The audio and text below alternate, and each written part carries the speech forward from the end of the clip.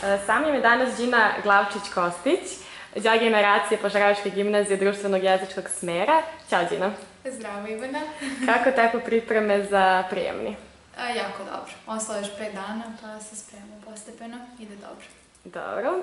Verujem da imaš neke svoje metode učenja i spremanja prijemnog, pa da li bi mogla da podeliš? Pa da, naravno.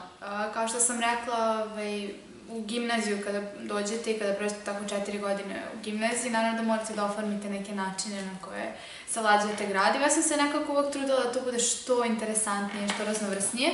I nekako ne volim da vršim tu, da kažemo, diskriminaciju učenja, zato što smatram, i to sam nekako za ove 4 godine shvatila, da mi, pre svega onako iz psihologije, svakodnevno učimo i svakog trenutka učimo, a do toga i nismo svesni. Pa onda kada kažemo idem da učim, mi zapravo vršimo neku diskriminaciju samo jednog metoda učenja. I onda volim da kada, ne znam, treba da napravim neko istraživanje ili prezentaciju, pošto mi je to omiljeno da pravim neko prezentovanje svog znanja, obožavam da vršim istraživanje. Znači, to je i googlanje, i YouTube snimci, slike i sve živo, a moji drugari u školi, u odeljenju najviše me poznaju po tome što obožavam etimologiju. Znači, poreklo reči, ja sam time opsednuta, bukvalno, i volim da koristim različite engleske reči, da uklapam. Znači, trudim se da sve to bude što prirodnije, a što je interesantnije, nekako se trudim da svu svoju kreativnost usmerim na učenje. Recimo, meni je bilo interesantno kada sam saznala da se neke reči, recimo necklace, to na engleskom znači ogrlice, ja se to povezujem tako što neck,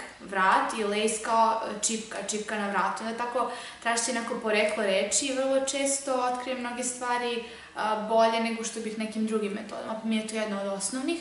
Ali u suštini volim da pravim grafičke prikaze, pa crtam smajlića okolo, pravim neke svoje lične komentare i sad sam baš odužila o tome, ali jednostavno baš imam inspiraciju kada je to u pitanju, tako da...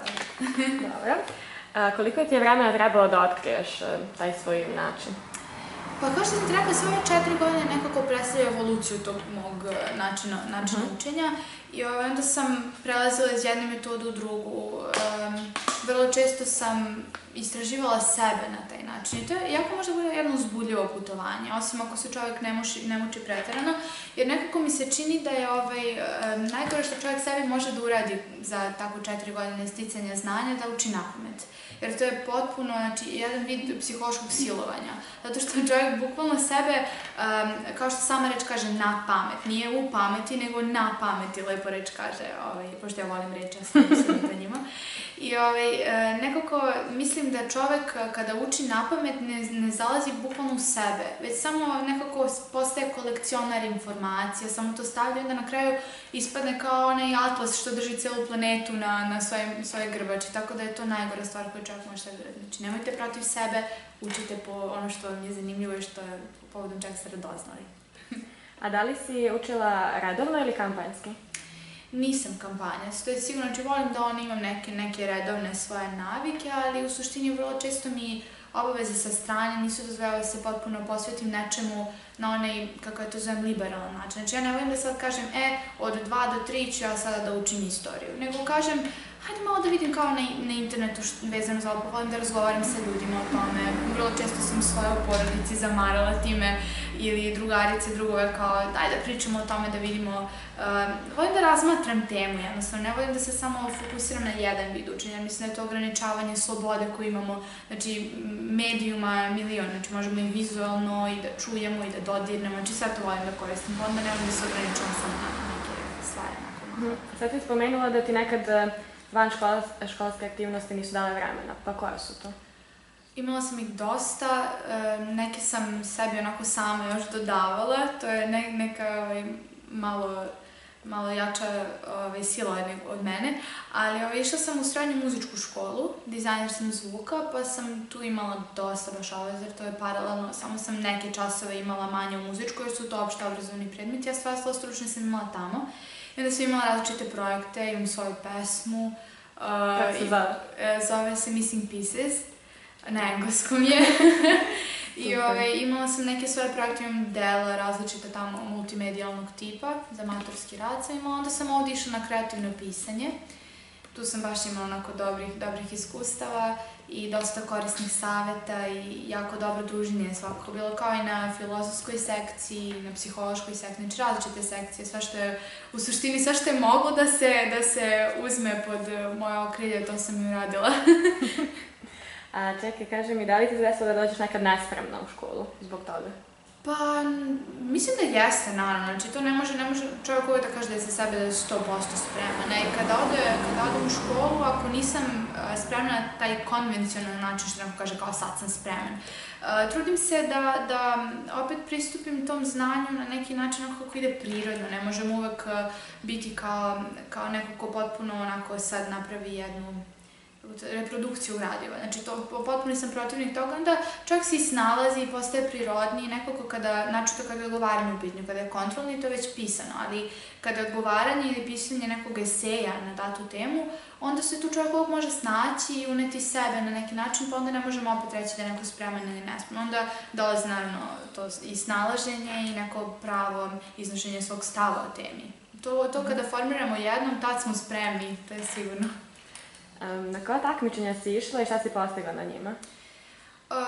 Pa mislim da je najznačajnije za ove 4 godine verovatno ovo takmičenje u besedništvu, pošto je to na republičkom nivou i budući da sam još od malena pričljiva, znači zaista volim da pričam i još sam društveni smer jezičar, kako mi to kažemo u žargonu, i obožavam da pričam. Nekako ta umetnost sklapanja reči mi je uvijek bila interesantna, voljela sam da tu lepotu reči koju ja ponekad osjetim i tu obsesiju njima, da podelim sa drugima na način na koji će oni moći da razumeju. I onda kada se dotičem neke teme koje trenutno ta beseda treba da iskaže, volim da sa različitih aspekata dolazim na tu temu. Pa sam onda recimo na ovom takmičenju koje je bilo u Novom Sadu dobila improvizaciju zapravo, temu virtualna stvarnost, sa kojoj sam pristupila i sa tog nekog filozofskog aspekta i dodala sam i književnost i sve što mene u suštini se činjava kao ličnost, jer volim da dam svoje boje tome što govorim, da ne pričam napamet.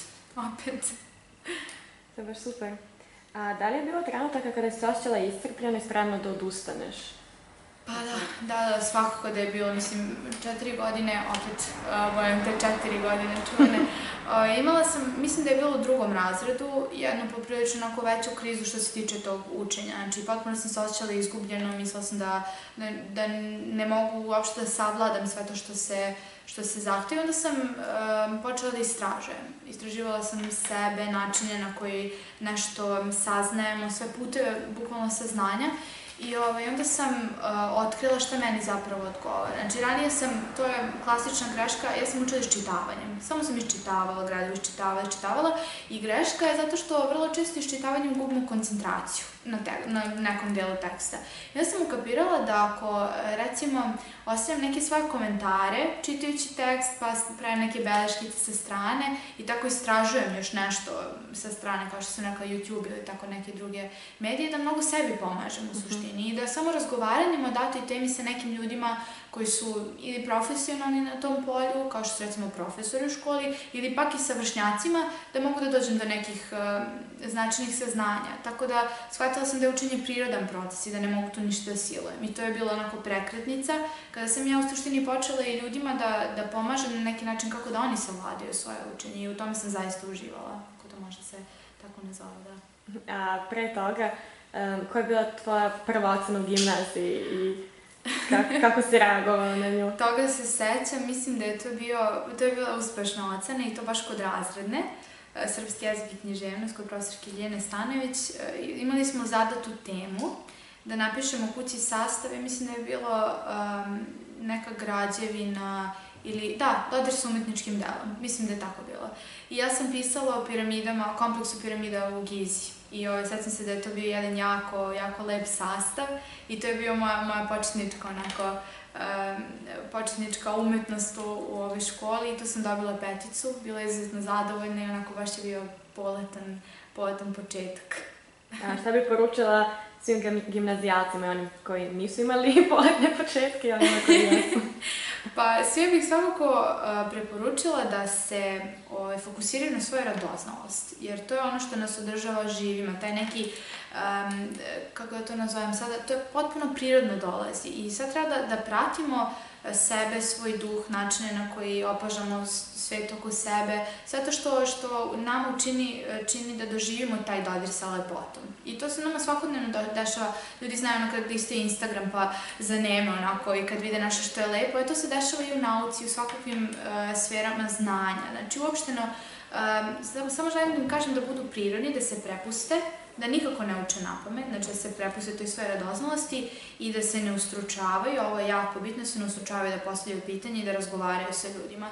Jer to je, mislim, na neki način poenta nas kao ljudi, da budemo slobodni, jer sloboda je taj neki večiti ideal i da živimo u lepom okruženju, da imamo taj prirodni dodir sa lepotom. To je po meni poenta onako života. Hvala ti. Hvala tebi.